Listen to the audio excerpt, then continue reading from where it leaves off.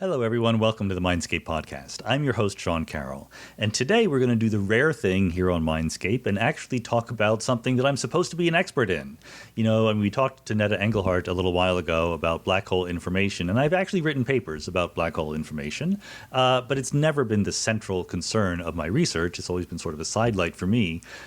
One thing that I have been very, very concerned about is large-scale cosmology, the expansion and acceleration of the universe. So today we're extremely happy to have as our guest Adam Riess, who is one of the discoverers of the acceleration of the universe, and who has been noting that there is another cosmological anomaly known as the Hubble Tension that calls into question the beautiful fit that we have in our cosmological models that we've been very proud of over the last 20 years since the acceleration of the universe was discovered.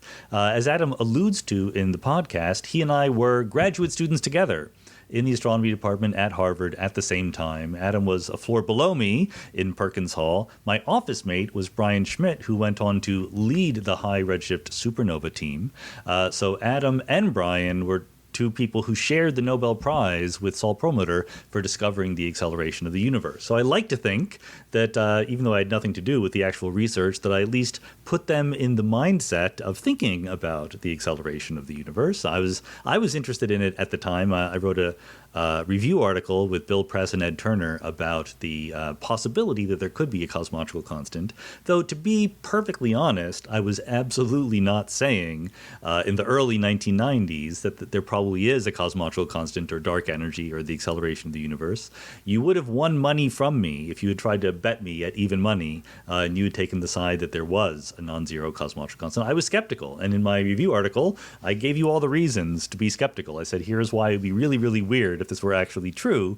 Adam and Brian and Saul and their two big and very, very talented teams showed that there was. So that was a huge surprise. And, you know, as we talk about in this podcast, it was the kind of thing, even though it was a huge surprise in 1998 when they discovered the acceleration of the universe, we instantly had a good explanation for the surprise, right? Like the idea of a cosmological constant had been proposed by Einstein in 1917, and this is why in 1992 we could write a review article about it. Even though we were skeptical that it was there, we knew what it would be like if it were there.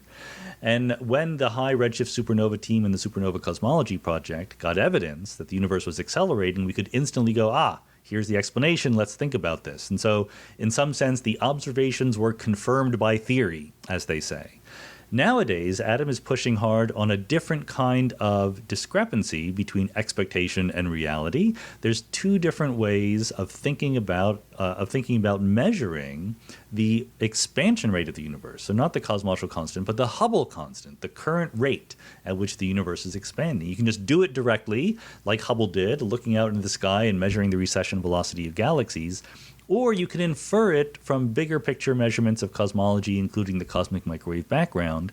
Turns out, as Adam has been emphasizing for a couple of years now, these two methods give different answers. And closer inspection has not brought them into closer alignment. It has driven them apart. It has made the discrepancy even larger.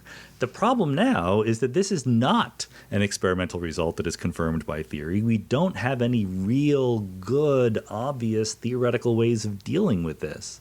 So Adam is also a great communicator. We'll do a very fun job of building up slowly the basics of cosmology to what this discrepancy really is about and some of the ways you could possibly try to cure it. We don't know if it's real. We don't know what the cure would be if it were real. So this is very much an ongoing research problem in cosmology. Let me remind you, if you don't already know, that we have a Patreon for supporters of the Mindscape podcast. You can go to patreon.com/Sean M. Carroll. And what you get for throwing a few bucks my way is you get monthly Ask Me Anything episodes. So we're trying to make the Ask Me Anything episodes publicly available to listen to. But if you actually want to ask questions, you have to support on Patreon. That's where the question asking happens. And the other thing is you get ad-free versions of the podcast. I don't think the ads are very objectionable, even if they're there. But if you like your podcast experience to be completely pristine and uninterrupted, you can get that at the Patreon site. But again, as I always like to say, if you don't want to support, that's completely fine. It's completely optional. We love you anyway. Thanks for listening to the Mindscape podcast. That's the most important thing. So with that, let's go.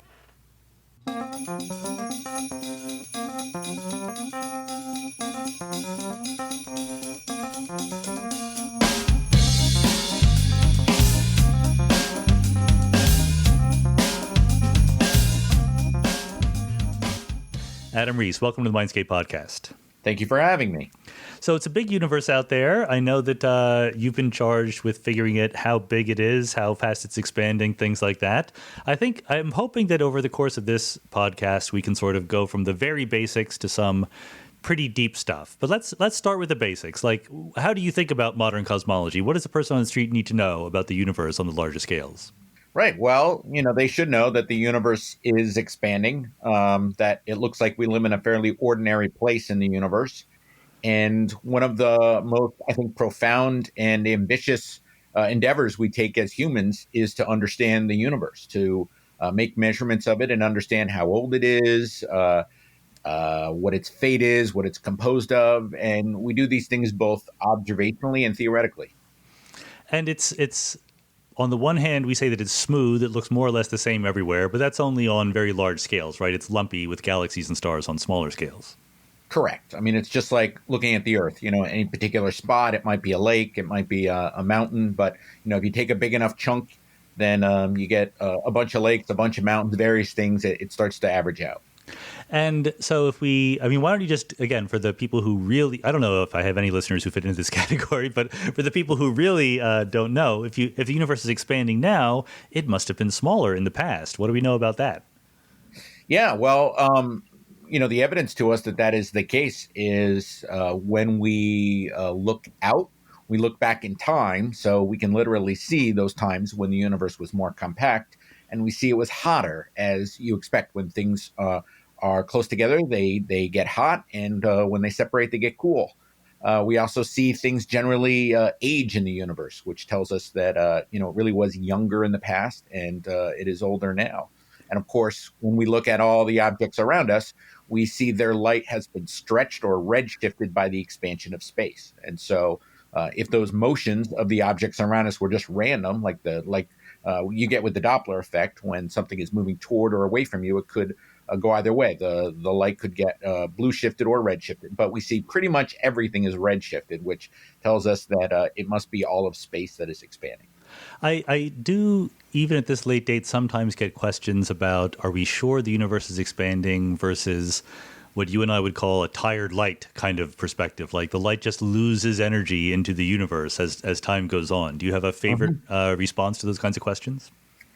Yeah, one of my favorite observational consequences of expansion that wouldn't happen if you just had tired light is the fact that distant objects, not only do they move away from us quickly, but the events that occur far away are stretched or dilated due to the expansion of space. So that's another consequence that wouldn't happen with tired light. And indeed, when we look at, for example, a certain kind of a supernova explosion, a type 1a supernova, we know what the evolution of that explosion is very well. It takes 20 days to go from explosion to maximum. And we see that period elongated by exactly the amount you would expect because of the expansion of space, in some cases up to double or even triple the normal time intervals. So we have some very good evidence that the universe is expanding.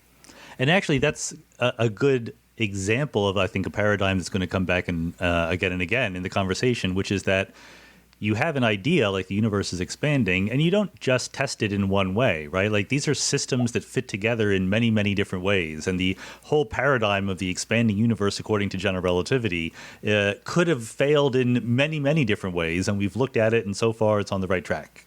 Yes, that is absolutely true. So it seems the other thing that I think that people don't appreciate maybe as much as I would like them to is it's kind of easy, relatively speaking, to measure the redshift to a galaxy or something like that, whereas it's really hard to measure the distance. And this is basically your stock and trade now, right? Measuring distances to faraway objects.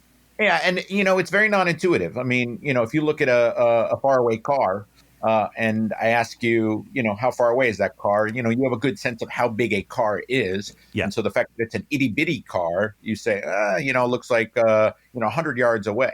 If I ask you, how fast is it traveling? And you would have a very hard time judging that, especially if it's coming directly at you. And so, what is easy for us here on Earth and what is hard is exactly sort of inverted, I would say, when we look out in space. And primarily that's because the objects we see in space, unlike cars, are not familiar to us. We don't get to walk right up to one and sort of eyeball and say, oh, so that's how big a car is. In our case, it might be a galaxy, it might be an exploding star, but we don't get to walk up to these things and figure out, intrinsically their properties, how luminous or how big. And so we always struggle a little bit with figuring out when we see an itty bitty one or a faint one far away, just how far away that is.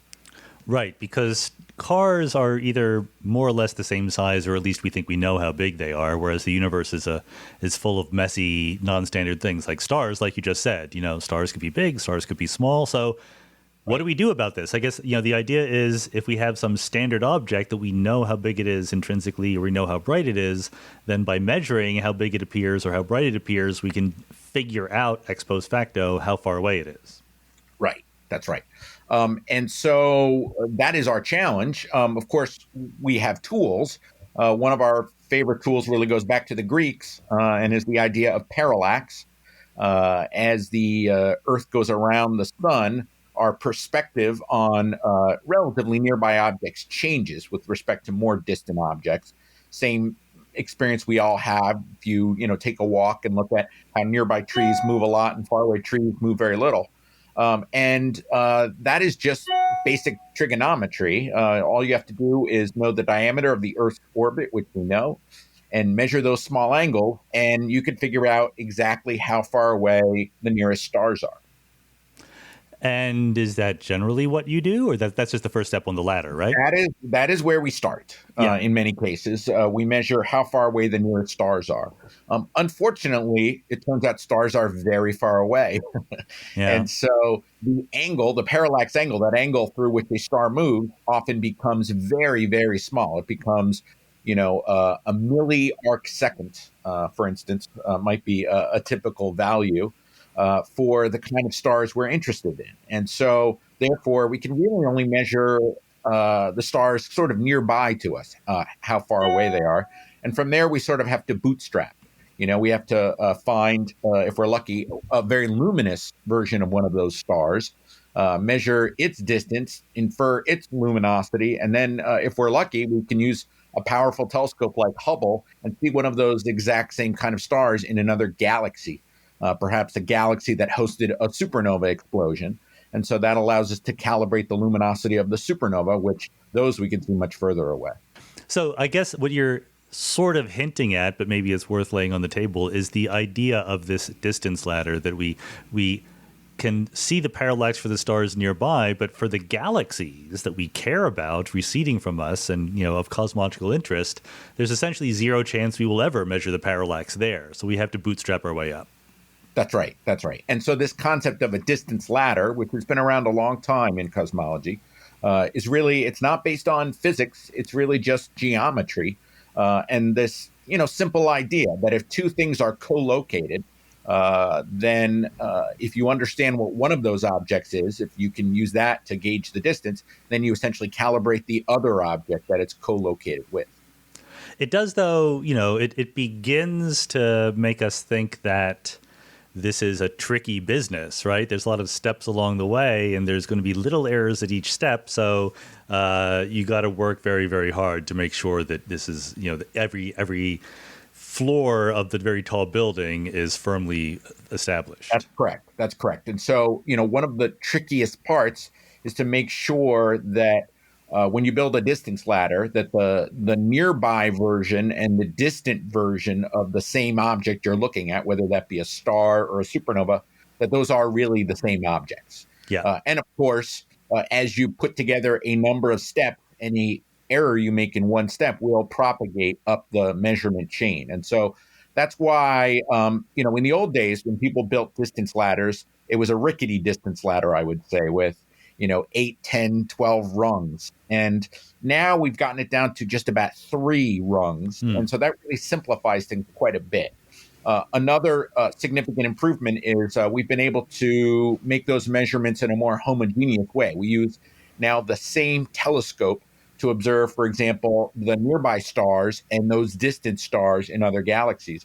And so the problem of calibrating your telescope sort of drops out in the analysis. Yeah, I wouldn't even have thought that would be a problem. But yes, now that you mention it, it sounds like a big one. So, Yeah. okay, I mean, you've mentioned supernovae. They've been very important to your career. Why don't you tell us a little bit about how the supernova can be used as a distance object? I remember, when I was in graduate school, the idea that we would even look for supernovae rather than just being lucky enough to see one was kind of heretical. Right.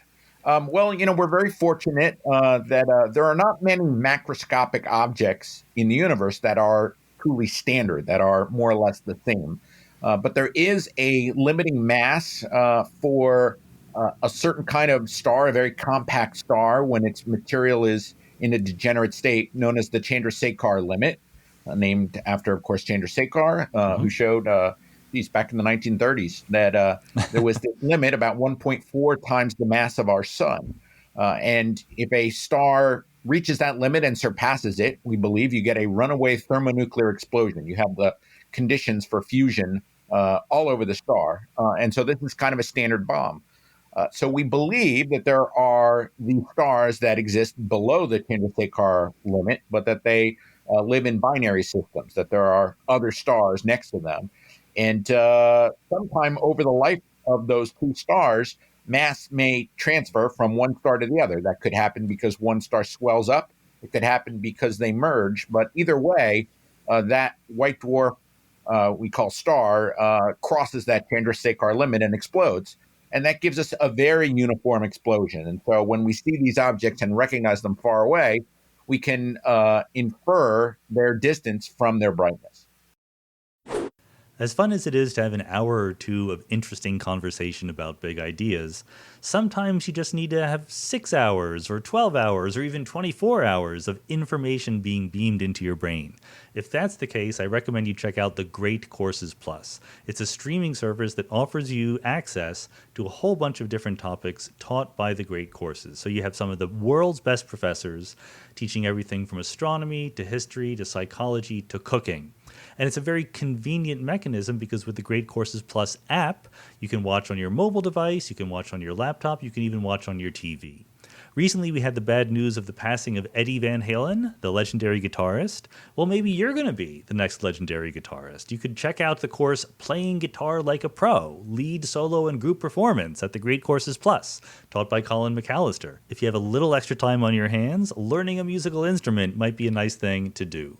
So continue your journey as a lifelong learner by signing up for the Great Courses Plus, and Mindscape listeners have a limited time deal, a free month of access to the entire library. And to start your free month, you must sign up today using the special URL, thegreatcoursesplus.com/Mindscape. That's THE greatcoursesplus.com/Mindscape. Start learning today. Right. And I think that mostly what I want to do here is talk about the Hubble tension and the modern stuff. But Sure. while we have you here, I can't help but ask a little bit about the famous discovery, 1998, of the accelerating universe. So this was something that was done with supernovae playing a big part. You were part of the team, won the Nobel Prize, et cetera. Like, tell us, number one, what you did as a scientist, but maybe also what was going through your head when you first realized, oh my goodness, the universe is accelerating? This was not something that I Right. expected anyway. Well, actually, to be honest, you were part of it. I'll mention that in a second. But so our team had been measuring nearby Type 1a supernovae, engaging how fast the universe was expanding by measuring their distances in redshifts. What was new by the mid 1990s, it became possible for the first time with bigger telescope and bigger detectors to find distant supernovae sort of on demand. That is, you search a wide swath of the sky and return to that point, a month later or so, digitally subtract images and find a new exploding star. But these were very faint ones, very distant ones that were telling us how fast the universe was expanding in the past, maybe 5 to 7 billion years ago.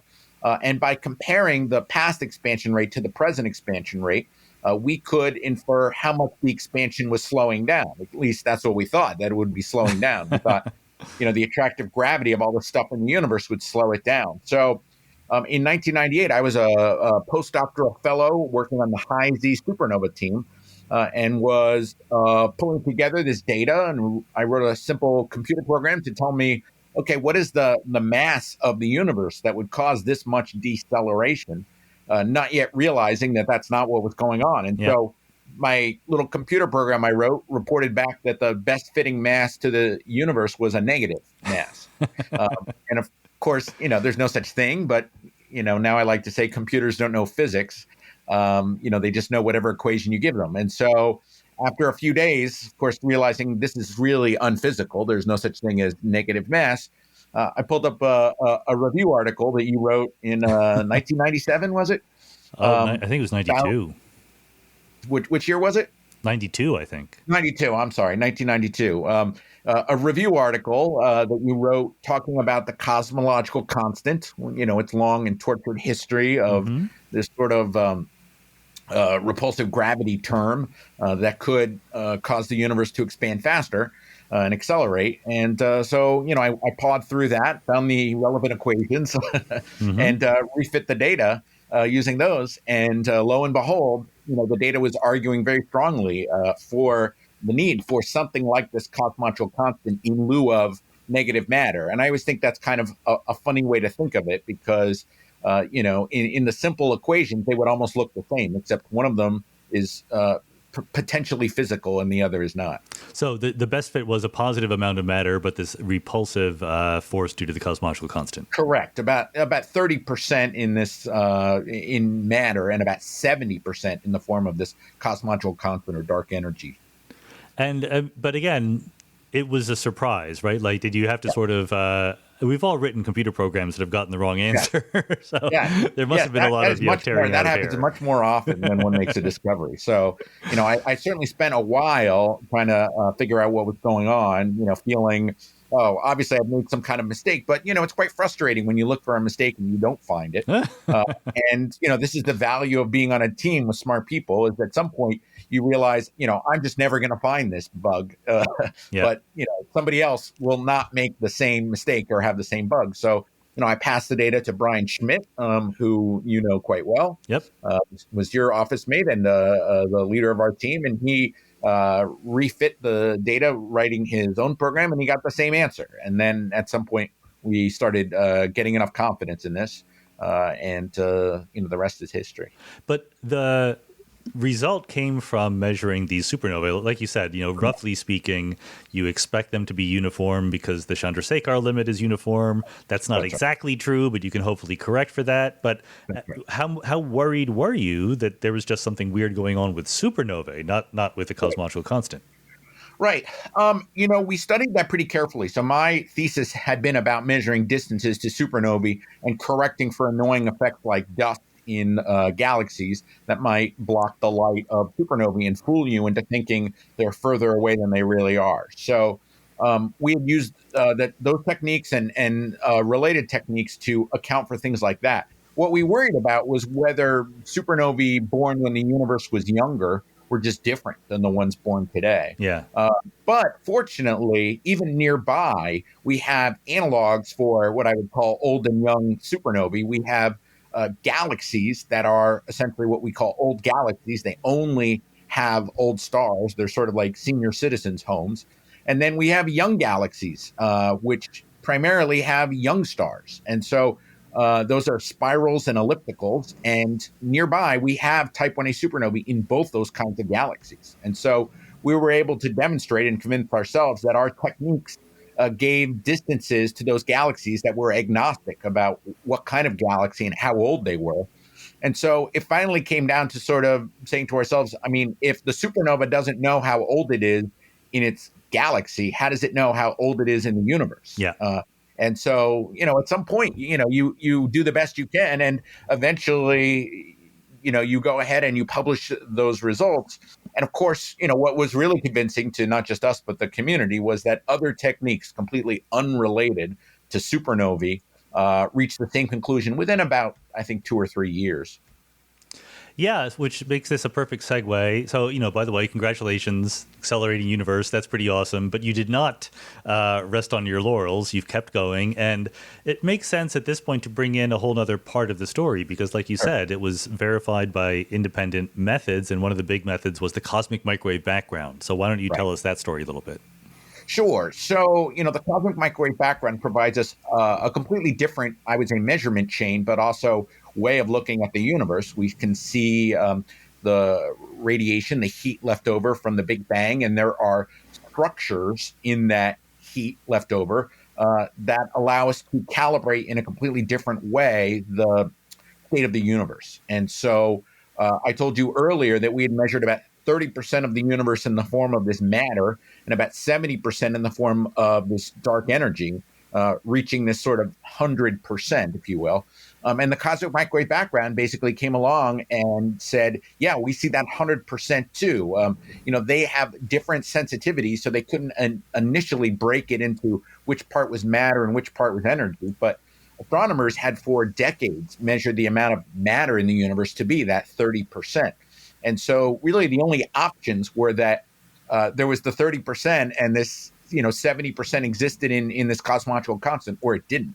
And so the fact that the cosmic microwave background came in and measured, and very precisely, I should say, measured the sum total to be, the 100% within a couple percent, really cinched it at that point.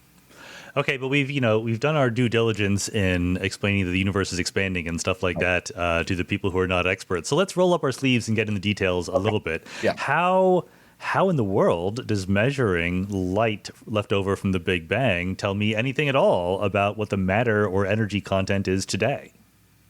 Right. Well, you might think about it like this. It tells us very much about what the state of the universe was, how much matter and energy and how fast it was expanding shortly after the Big Bang, which is an awfully long time ago, more than 13 billion years ago.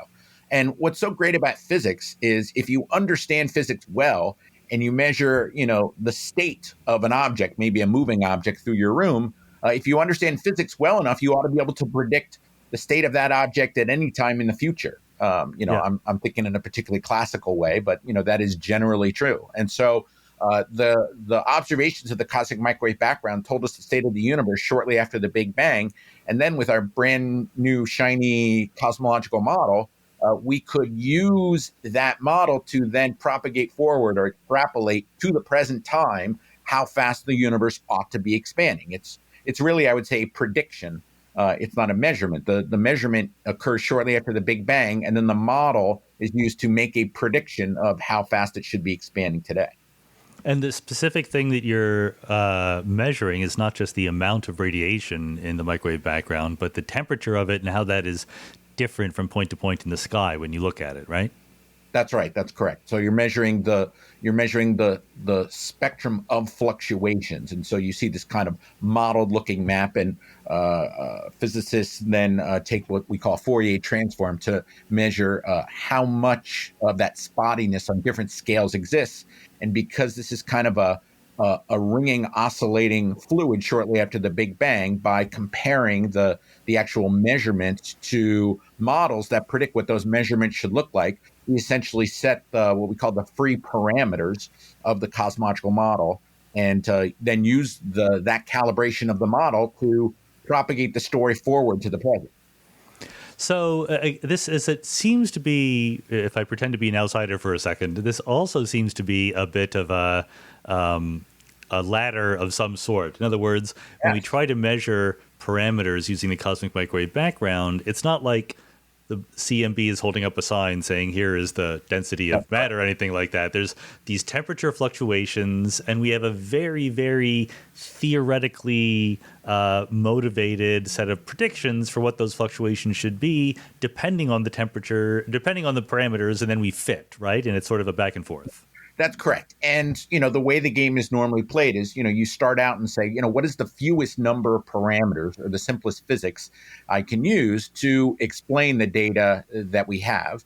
And so that's what allows you to fit this model, at early times. One thing very important for people to understand is the universe looked very different shortly after the Big Bang. It was mostly matter and neutrinos and radiation. The universe then looked very different at late times. It's mostly dark energy and a fair bit of matter. Neutrinos become unimportant. And so you fit with the simplest physics you can, this model, and then, cross fingers, hope that, that is the complete story, and then use that model to make a prediction about the present. Of course, one of the challenges in this is 95% of the model, as we know it today, is dark. It's dark matter and dark energy, and we don't really know much about the physics of dark matter and dark energy. And so, what we do is we take the most vanilla versions of those. In the case of dark matter, we say, okay, it looks like a particle for various reasons. We don't know much about the interactions of that particle. We don't know how stable that particle is. We don't know if it decays, but let's assume none of those things.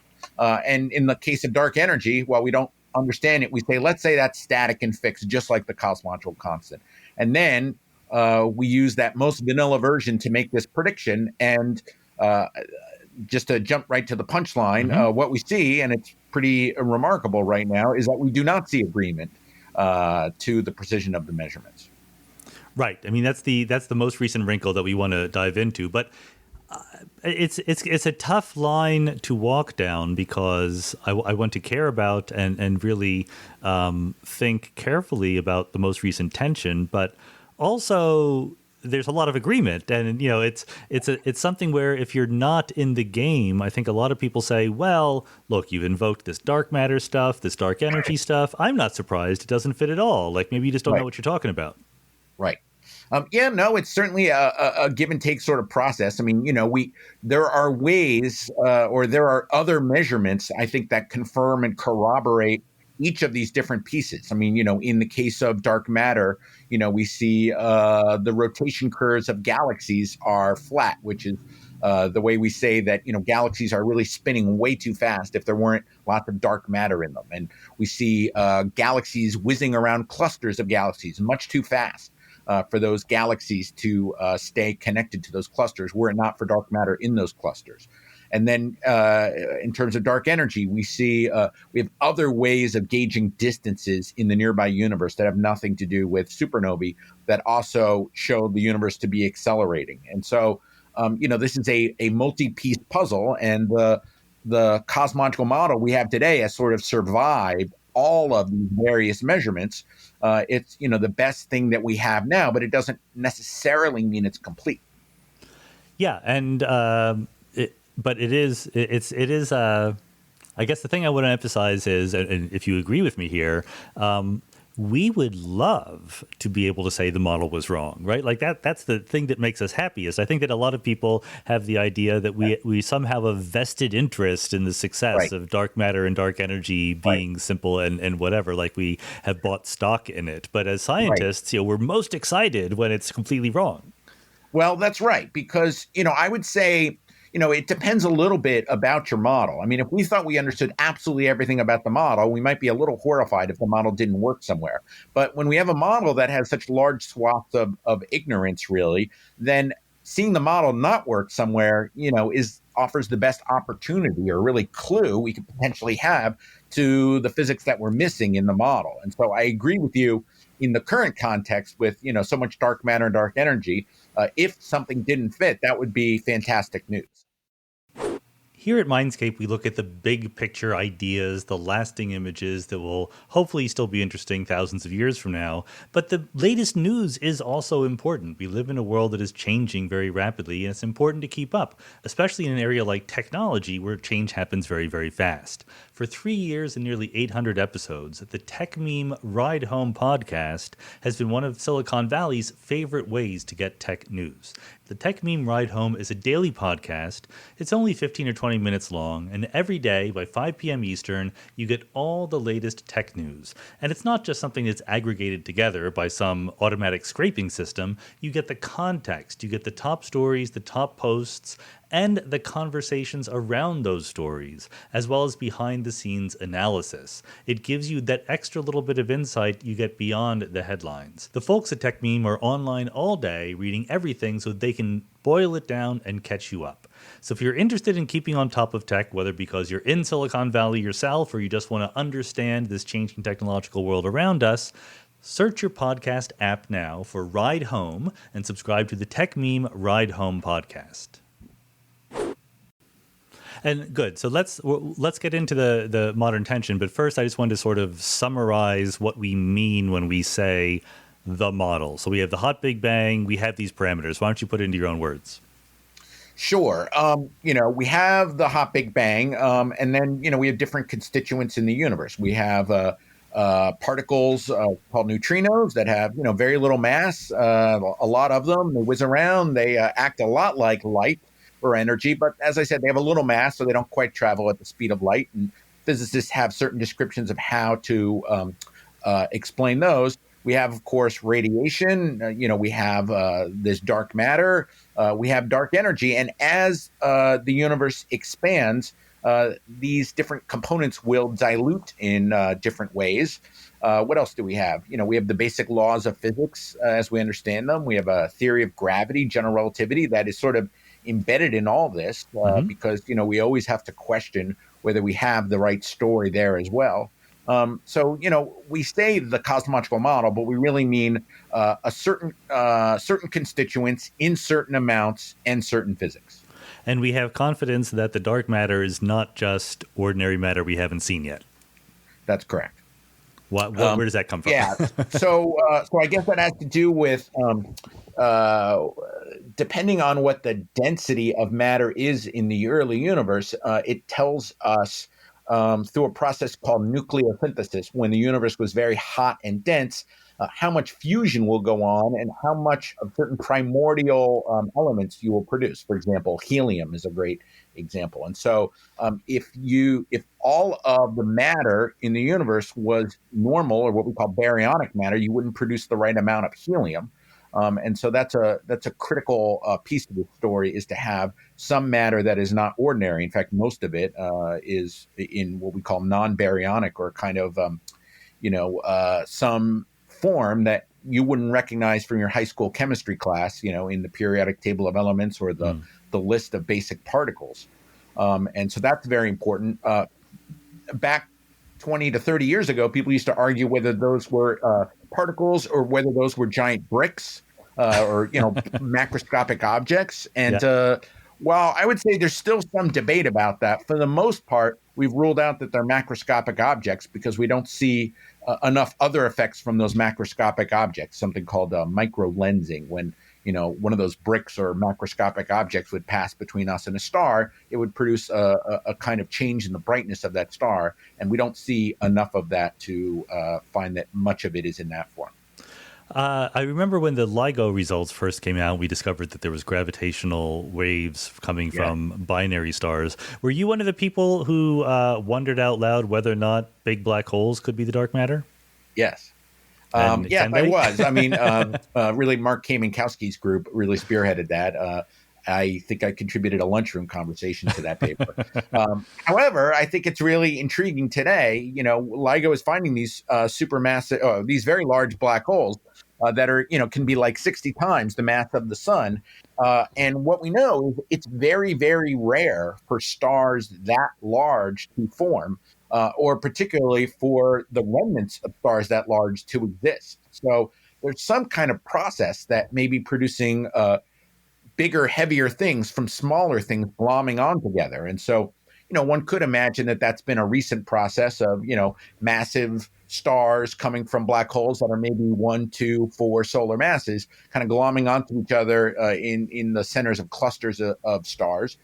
Or it could be, the kind of snowball effect from, little things starting off shortly after the Big Bang that were black holes and then glomming on over a much longer period of time. And so, that's an active area of research. It's something I think is very interesting.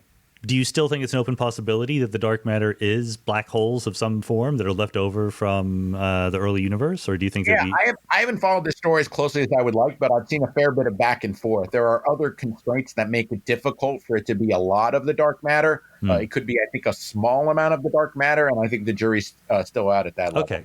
Okay, good. All right, so the final sort of preparatory question is, when we talk about the standard cosmological model, as you described it, there's expansion, there's dark matter, there's ordinary matter, there's dark energy. What about inflation? This is an idea, in the very early universe, super rapid expansion. It's certainly a very popular idea. In your mind, do you count that as part of the standard picture or as a more speculative add-on? Right.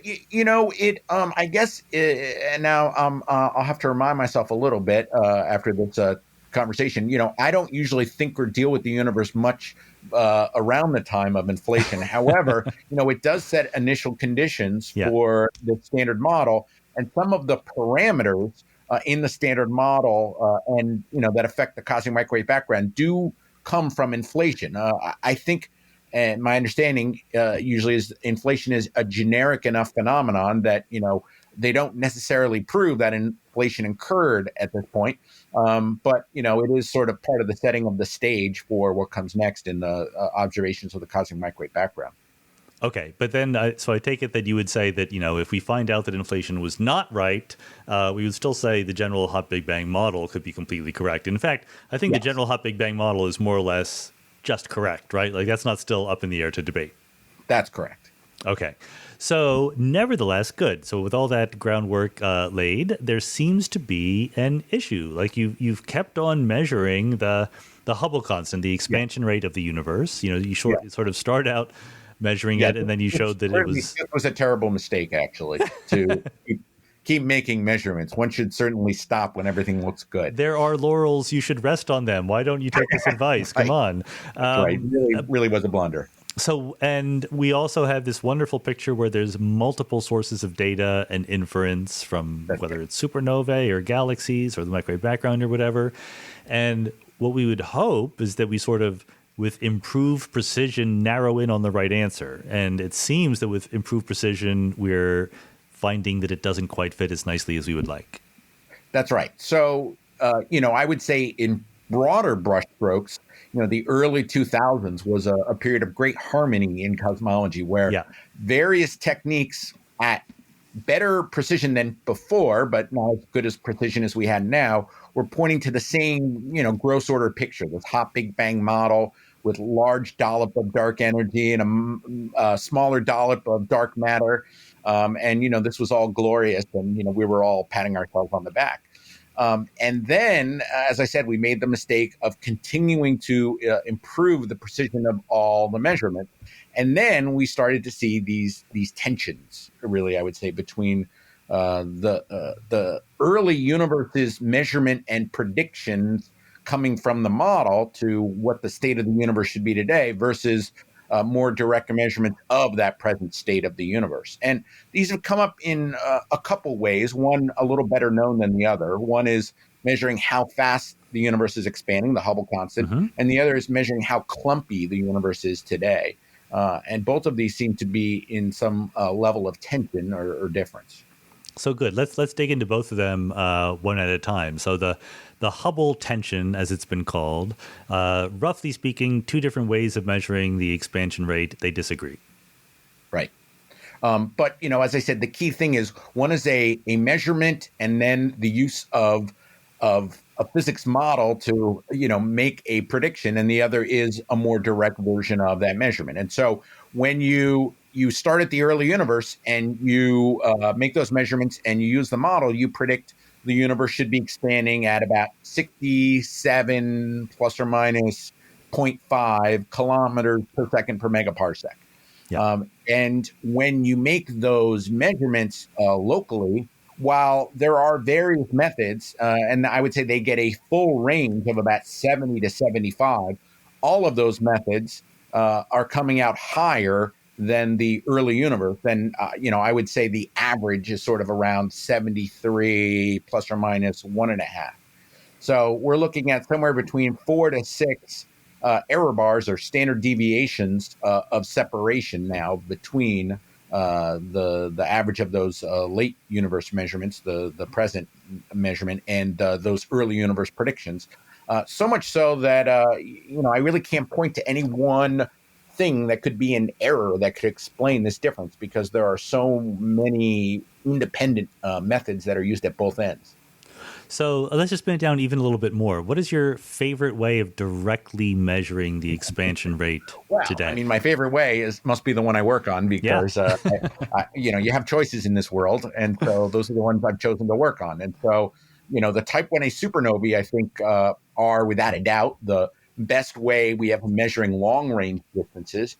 And these pulsating stars called Cepheid variables, they've been around the longest, going back more than 100 years when Henrietta Leavitt measured them in our nearby neighbor, the Large Magellanic Cloud. They are also about the most luminous star you could see in a distant galaxy, and they have a wonderful property, which is that they blink, they pulsate. And the period with which they pulsate, which can be from days to months, has a very tight correspondence to their luminosity. It's because these are supergiant stars, and as you might imagine, something far larger and more massive. Picture this very large star whose orbit probably goes out to, Neptune or something. And imagine how long it would take to have a star like that compress and expand like an accordion. And the bigger it is, the longer it's going to take by the process of gravity. And so the very big ones are the more luminous ones, and their period tells us that, the fact that it takes a very long time for them to undergo one of those pulsations, whereas the smaller and less luminous ones might only take a day or so. And so we look at a nearby galaxy that hosted a Type 1a supernova with the Hubble Space Telescope, and we could pick out individual luminous stars, and we monitor that galaxy maybe a dozen times over the course of a couple of months, and we identify these Cepheid stars by their changing brightness. They might double their brightness over the course of a couple of months. And we're able to pick them out and compare them to their nearby brethren, many of which we can now measure parallax to directly. So it forms a pretty simple measurement chain. Parallax to the Cepheid variables in the Milky Way galaxy, observe those with the Hubble Space Telescope, observe their brethren in nearby galaxies that hosted Type 1a supernovae, and then observe those Type 1a supernovae even further into the expanding universe. Cool. So that's the three-step ladder that you said that we're now able to do. So Henrietta Leavitt was stuck just sort of picking out Cepheids in the Large Magellanic Cloud and presuming they were more or less the same distance away. But now we can basically use parallax to measure the distance to some Cepheids directly. Is that right? That's right. Henrietta Leavitt made this very important realization that because all the Cepheids she were looking at were in one location, far away from us, but in one location, that she noticed the ones that were more luminous had the longer periods. And so this allowed her to recognize that they didn't just look brighter, they actually were brighter. They were more luminous because they were co-located with other Cepheids that were fainter and had shorter periods. And then we go from Cepheids in other galaxies to supernova because there are some supernovae that are in the same galaxies as the Cepheids. I mean, how many Type 1a supernovae have we observed with Cepheids in their galaxies? So a Type 1a supernova is a pretty rare phenomenon. There's only one in a galaxy like ours every 100 years, and so most galaxies we know of, we have not seen a Type 1a supernova in it. There's only really some handfuls that we have nearby.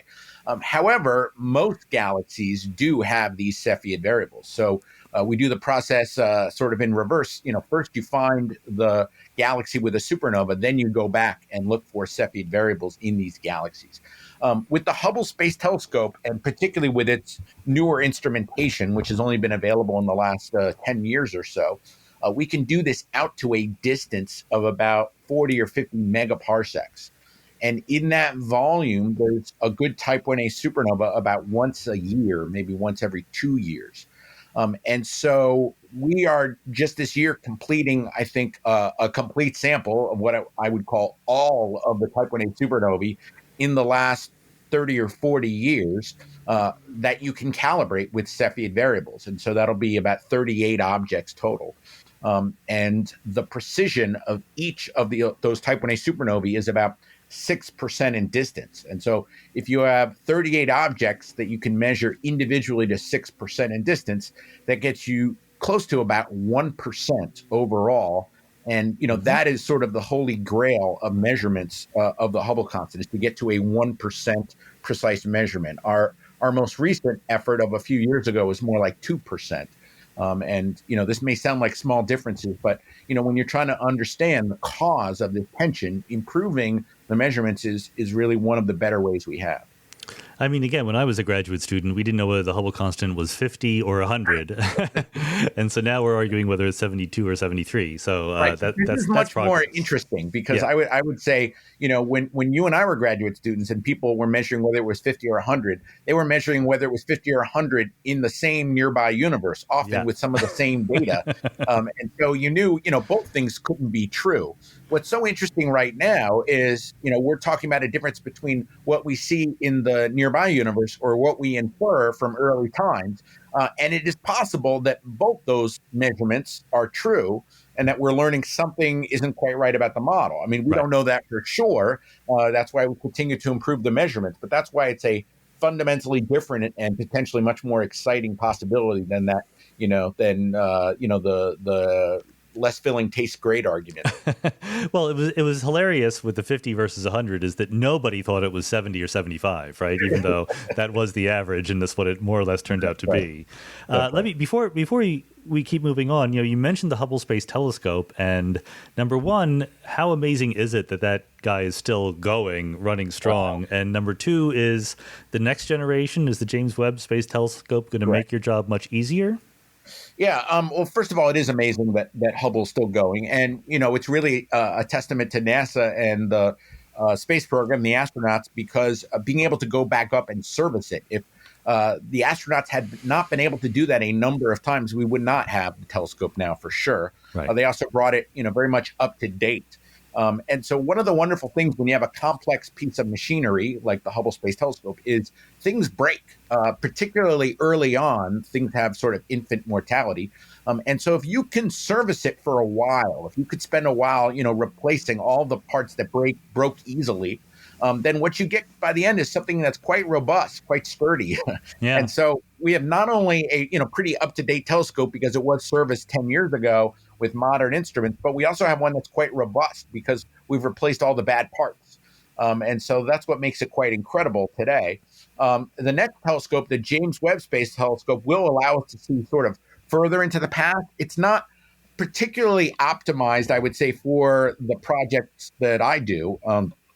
Hubble really is better for that. But I think that there will be other kinds of measurements you can make with the James Webb Space Telescope that shed light on this issue, sometimes in expected ways, sometimes probably in unexpected ways. Is Hubble going to be retired, or is it going to keep going even when we get James W. Webb up there? Yeah, well, there's no like retirement ceremony where we hoist its jersey into Yeah. the rafters and The gold put it in the watch. Hall of Fame. I mean, we're going to keep using it until so many parts are broken, and that's, as I said, not the case now. That it isn't particularly useful or costs too much to continue to operate. At some point, its orbit is sinking, and so it begins to touch the atmosphere, which causes its orbit to sink even more. And so at some point, it will re-enter, or NASA will have to, attach something to it and drive it into the ocean because it's too large to allow it to just fall.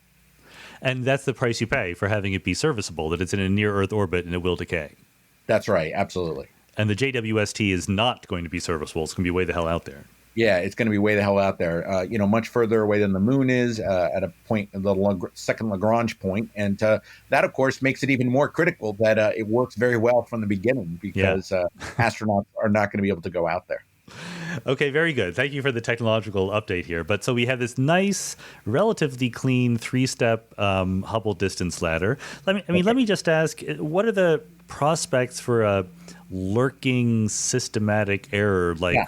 Cepheid variables in the Milky Way are all weird, and that's the very first step on the ladder. Yes, so that's a great question. So I gave a kind of simplified version of the ladder, but we have now, I would say, three pretty equally good ways to calibrate the luminosity of Cepheids. One is actually the parallax measurements in the Milky Way. We also see the Cepheid variables in the Large Magellanic Cloud. And there are other geometric techniques that allow us to measure the distances to the distance of the Large Magellanic Cloud. Other kinds of systems called detached eclipsing binary systems that calibrate the Cepheids to about 1.2%. There are also masers in Keplerian motion around a supermassive black hole in a galaxy called NGC 4258, and we calibrate the luminosity of the Cepheids in there. So we have about three completely unrelated methods for making those measurements. And they all give a very consistent result that is consistently in tension with the early universe. And so that's why I say we're having a harder and harder time getting out of this problem by blaming systematic errors. We continue to look carefully for them diligently. It's funny, we talked about that discovery 20 years ago about the acceleration of the universe. Ironically, I would actually say this is an easier measurement than that was, because 20 years ago we had to do our best to figure out and conclude that distant type 1a supernovae, when the universe was very young, are the same as we see today. Yeah. In this case, the measurements I'm talking about are all done essentially today. They're all done nearby at low redshifts. And so many things are easier about this measurement. And so it's been harder to understand, some kind of systematic error that could be causing this. So we have a bunch of different independent, fairly robust seeming ways of measuring the local nearby expansion rate, and we get numbers like 72 or 73. And Right. then we have the cosmic microwave background that implies something like 67. This is a difficult question, I know. Is it possible to give an intuitive understanding of how you determine the expansion rate of the universe today? Because you're not trying to discover the expansion rate of the universe when the microwave background was formed. You're using data from the microwave background to infer the expansion rate today. So how is that supposed to work? How is it that you infer an expansion rate today from the early universe? Yeah. I guess I would. I think the easiest picture for anybody to sort of have is imagine that we are measuring essentially the expansion rate of the universe shortly after the Big Bang at that time, and then we have a kinematic model. That's essentially what the model in the form of a well-known equation called the Friedmann equation allows us to propagate that forward in time to the present time. And so, it is, it's a prediction. However, there are checks we get along the way. For example, in that calculation, we get to check along the way are distant supernovae or other tools called baryon acoustic oscillations. Are they showing us an expansion history that is consistent with that fit to the Friedmann equation along the way? And the answer is yes. And so that gives us a lot of confidence in this process. However, I would say at this point, in my mind, one of the bigger flies in the ointment is, do we have the right description of the universe, not just today, but before the cosmic microwave background light is emitted? That is, do we have the right model of the universe shortly after the Big Bang, when it would have been dominated by neutrinos, radiation, dark matter, and it would have been so hot and dense that it makes you think about interactions of dark matter or interactions of dark matter with dark energy or with neutrinos in a way that we wouldn't recognize today, because now the universe is very diluted because of the expansion. And so it's a very different universe shortly after the Big Bang. Are there any kind of other inhomogeneities? Are we missing a particle? I mean, I'm an astronomer and I don't usually think about particles, but when the universe is very young, it's all particle physics. It's all a giant accelerator. And, if you have another neutrino, for instance, it changes the proportions of energy in the early universe and changes our understanding of how fast it would expand at early times. And it changes essentially the calibration of the cosmic microwave background. Just like we calibrate the luminosity of a supernova, that's our standard candle. They have a standard ruler, really, which is the physical size of a fluctuation in the plasma of the early universe, which can travel from or expand from the time of the Big Bang to the moment when the universe becomes transparent, when the radiation can escape and travel to us.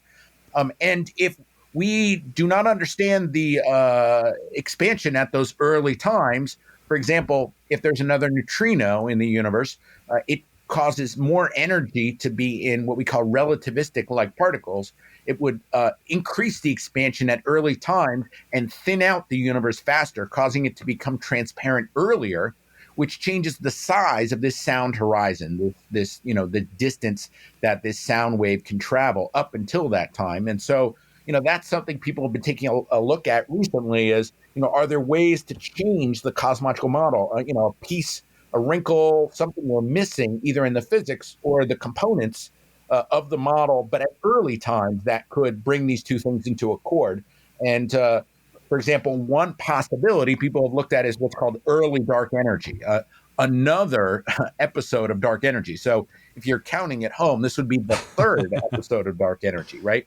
There is the one that we think gave rise to inflation. There's the one that accelerates the universe today. This would be a field-driven dark energy that would exist shortly before the Big Bang and would push the universe apart faster. So those are the kinds of things people look at. So, okay, good. So let me just sort of see if I can absorb all this. So we have the direct measurement of the expansion rate today, gets us 72 or 73. We have this fitting to the big old model and using the cosmic microwave background that seems to imply that we should measure the Hubble constant today to be 67. So those disagree. And my impression, both from having read things, I'll confess, despite having history as a theoretical cosmologist, I've not followed the latest wrinkles in this game. So I'm relying on you here. But my impression, both from reading things and from listening to you right now, is that the ways that we could tweak the models to bring these discrepancies into alignment once again are focusing more on the early universe than on the current universe. Like you might think, well, the CMB predicts something, we disagree with it today, therefore let's change today. But people seem to be saying that that's harder to do than to like add some new things to the early universe. Right. It's not so much that it's harder to do theoretically; it's that it's harder to do from the data is really reining us in at this point. I mean, if you had told me about this problem, 20 years ago, shortly after discovering dark energy, right, our first statement would have been, "Oh, so it's not a cosmological constant. It has an equation of state, sort of, the ratio of its pressure to its energy density, which is more negative than -1, which 20 years ago would have bothered you very much because very much. I think you told us still would bother me. Very unlikely. But observationally, we would have said that. Now, with additional observations of high redshift supernovae, baryon acoustic oscillations, and other techniques, we've seen, oh no, the equation of state is actually very close to -1, within 5% or so. And so, therefore, the late time behavior of the universe is much like the standard model. And so that's why, as I said, we turn our attention to another place. The model really comes in two critical places in this story. One is before the radiation from the Big Bang, comes out to us, and the other is in the late universe. And so if the late universe is more off the hook, then we look at the early universe. Now, it's not easy in the early universe either, because the spectrum of the cosmic microwave background has been measured so exquisitely that if you try to monkey around, you throw in a neutrino willy-nilly, it will produce other changes in the spectrum that are not allowed. And so we're reined in, I would say, less than in the late universe in terms of creativity space, but still quite reined in. And so, it's hard. It is, I would say, hard both from a theoretical standpoint and also from a systematic error standpoint. I might say at this point that, there's not right now one sort of silver bullet that comes in and explains the whole thing. But there are interesting theoretical ideas that get close, but are, what you might call fine-tuned a little bit. Mm-hmm. There are suggestions people have made of systematic errors that might knock out, one observation, but not other observations. So then you need multiple, maybe a conspiracy of systematic errors. And so, that's why it's the Hubble tension. Right. Well, maybe before getting deeper into the ideas, maybe just a personal, a Bayesian prior or credence that you can offer us.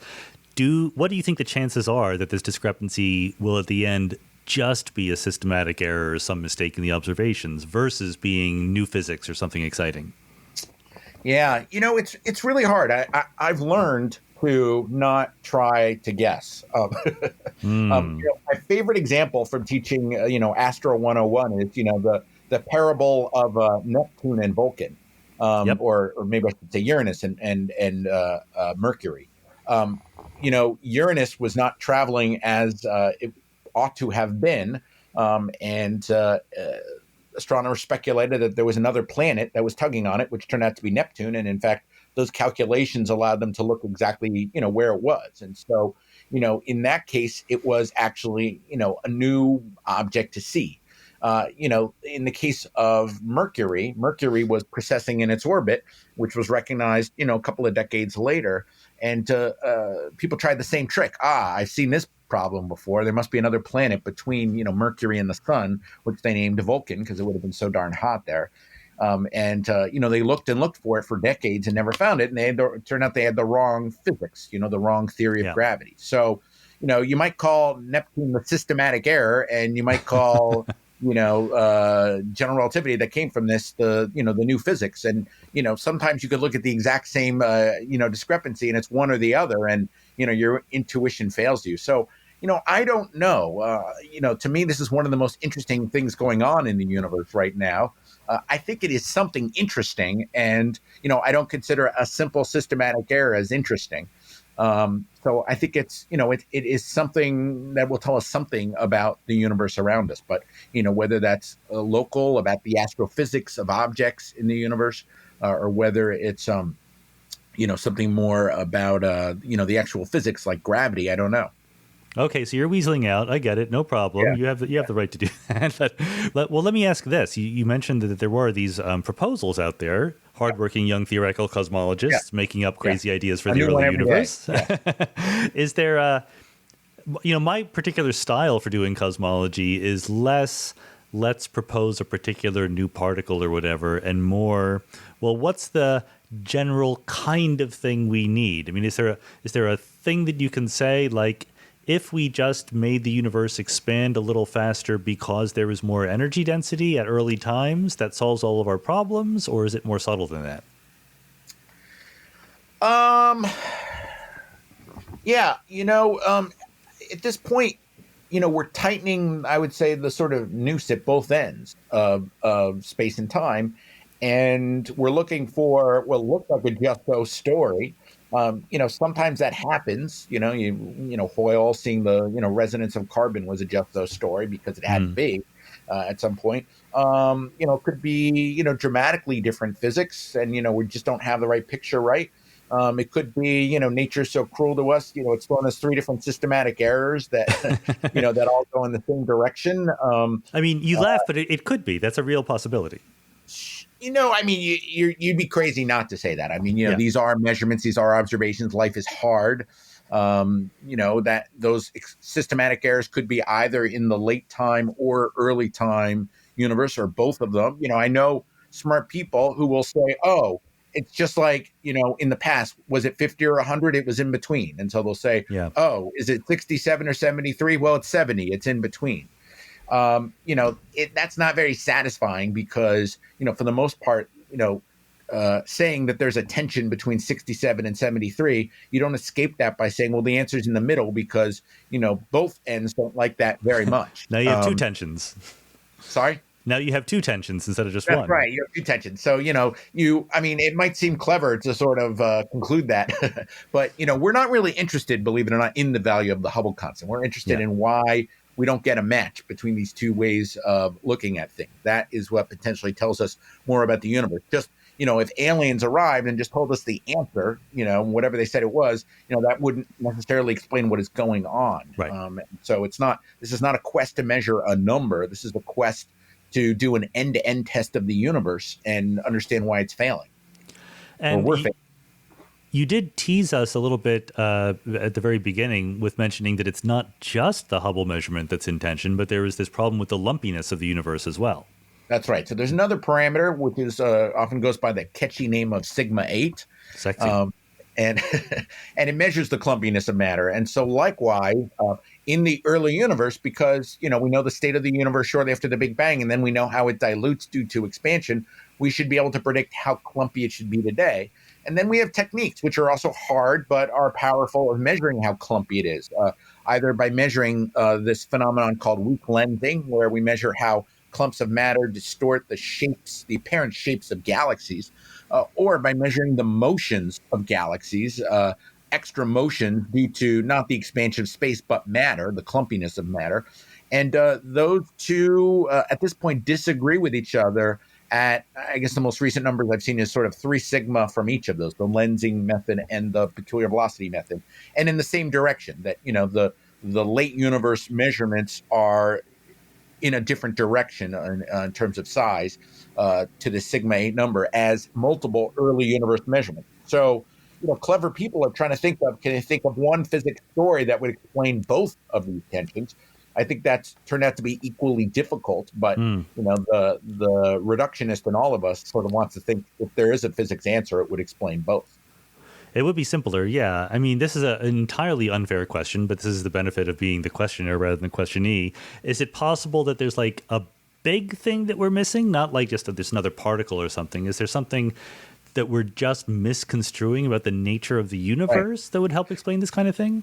I go back to gravity in a way because, if somebody was looking at the precession of Mercury and, somebody whispered in your ear, it's new physics, right? You would go, well, it must be some, small perturbation in Newton's gravity, right? I mean, we pretty much get everything right. There's just one little detail left. And that is completely wrong. As you know, general relativity is nothing like Newtonian physics. It's not a wrinkle. And so the moral of the story is it can be very difficult to predict. I mean, we can explain an enormous number of phenomena in the universe with the standard model. And there's only, as I said, at present, a couple of these tensions. But, are these the threads in the sweater that, you pull on them and the whole sweater unravels? Or, are they little threads that you pull them and you go, oh, those were just some loose threads on the sweater. Yeah. And, it's very difficult to guess. I mean, you might have a better, more intuition about that than I do. Well, I'll tell you my intuition, which is that as someone who's tried to do this, changing gravity in such a way that it fits the solar system and the binary pulsar and gravitational waves and all that, but is different for cosmology is just not only hard because we've tried it and it's been difficult, but also not at all what you'd expect from the philosophy of effective field theory and something like that. Like in the weak regime where the whole universe is there, we should be on firm ground. But it's in the nature of large conceptual mistakes that you don't know you're making them while you're going on. So I'm in favor of keeping an open mind. That's true. And not only that, when you start talking about things like dark energy and the cosmological constant or even inflation, and you talk about what is natural in our current understanding of gravity, you run into real trouble, in terms of understanding, the size and scale of, for example, the cosmological constant. So it's one thing to say, well, I just have these few tensions, these loose threads in a sweater. And it's another thing to also recognize, and I expect some enormous, new understanding to come along, because I also have this other enormous lurking problem, which is, the ignorance about, dark energy. Why is lambda, as we call it, so small?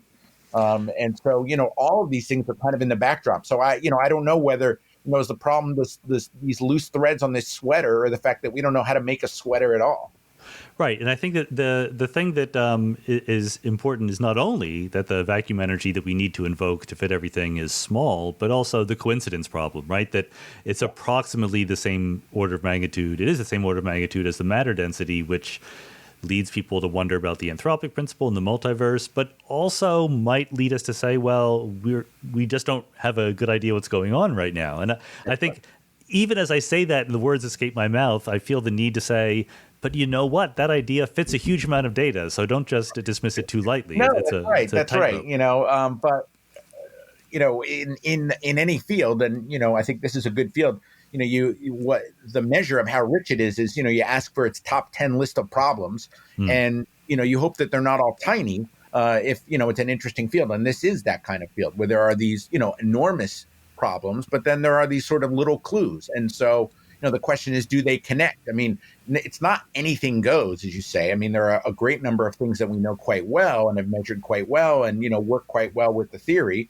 But then, like the analogy of Newtonian gravity to general relativity, is this just a special case of a deeper theory? That's what we don't know. And so, clever people smarter than me, for sure, look at all of these clues and, try to put it all together. One interesting question, people often ask me is, how close are we to a theoretical breakthrough? And, when you think about Einstein and general relativity, what were the clues? It was a year or two before, did you know we were almost there? Is there markers of progress along the way before giant theoretical breakthroughs come through? I don't think so. Yeah, that's a tough one. Of course, you can't predict the next theoretical breakthrough. So that is a one to wisely, sagely pass on when people ask you that question. So instead, I mean, let me wind things up by asking you a question you're much more equipped to answer. What are the things we should be looking at next? Like, be the observational cosmologist here. Like, what are the tactics we can use to actually learn more about the phenomenon here? Right. So there are going to be a great number of new and highly precise measures of the late time expansion history of the universe coming from all kinds of new facilities that will tell us if indeed there is a component of this story coming from some misunderstanding there, or whether we can rule that out completely. At the same time, there will be new observations of the cosmic microwave background in greater detail and other scales of fluctuation and polarization that can look for extra features in the cosmic microwave background that would be predicted if there is some other component of the universe at early times. And so that's important. There will be more measurements of the expansion rate of the universe. There's this facility LIGO that measures gravitational waves. It's going to be measuring objects that we call standard sirens. They're like standard candles, only in gravitational waves instead of light, that can be used to independently measure the Hubble constant at late times, look for any sources of systematic error. And so, all of these will come together. And I think, over the next decade, I'd be surprised. I mean, most of the time when you're looking at a problem, if it's been around, for 50 or 100 years, it's going to be around a lot longer. But, the Hubble tension's maybe only been around 5 years. So maybe the next 10 years will be, we'll really solve it. I would hope so. Yeah, I actually was one of the ones who coined the term standard sirens. That was one of my contributions to cosmology. I don't make major breakthroughs myself, but I'm friends with a lot of people who do. So I help to, change the way that we talk about them.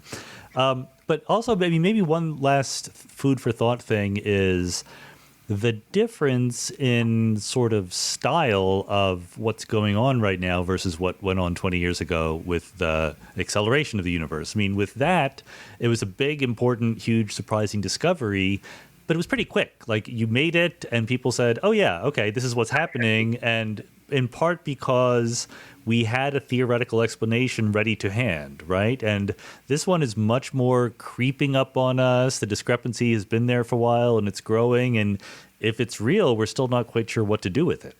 Yeah, it is an interesting contrast. And I could almost argue either side of that. 20 years ago, we said, the universe is accelerating. Could that really be? And, right away people said, yes, because there's a cosmological constant. Aha, we have a ready explanation. And yet, as you know, that explanation comes with a huge number of problems as well. What is that really an explanation, or is that kind of a placeholder? I mean, there's math and some rudimentary physics, but not a really detailed understanding. And so, it's hard to say whether maybe we don't have that sort of idea now. But as I said, I'm not sure that idea that we had 20 years ago is the final story there either.